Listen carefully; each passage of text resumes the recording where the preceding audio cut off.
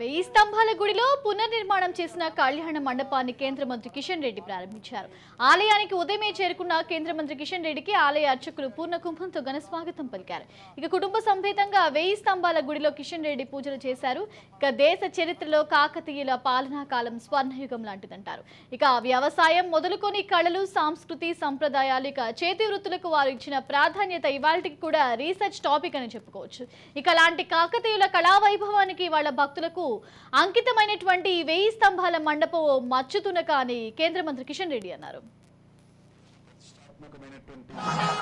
వెయ్యి స్తంభాల గుడిని మనం ఈరోజు పునరుద్ధరించుకొని శివరాత్రి పర్వదినాన పూజలు నిర్వహించుకొని మరి ఈరోజు మహాశివుడికి ఈరోజు అంకితం చేశాం. అది దేశ చరిత్రలో మనకందరూ తెలుసు. కాకతీయుల యొక్క పాలన ఒక స్వర్ణయుగం లాంటిది. ఒక మంటపం కట్టడానికే మనకు 19 సంవత్సరాలు పడితే ఈరోజు కాకతీయుల కాలంలో అనేక రకాల దేవాలయాలు, అనేక రకాల చెరువులు, అనేక రకాల ప్రాచీనమైనటువంటి చరిత్రాత్మకమైనటువంటి వరంగల్ పోర్టు లాంటి అనేక కట్టడాలు ఎట్లా కట్టారో ఈరోజంటే క్రేన్లు వచ్చాయి.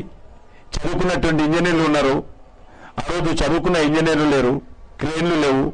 మరి పెద్ద పెద్ద స్టోన్స్ ఏ రకంగా తీసుకొచ్చారు, ఏ రకంగా కట్టారో ఒక్కసారి మనము ఆలోచన చేస్తే ఈ కట్టడాల యొక్క ప్రాధాన్యత మనకు గుర్తవుతుంది. దాన్ని ఏ రకంగా పరిరక్షించుకోవాలో మనం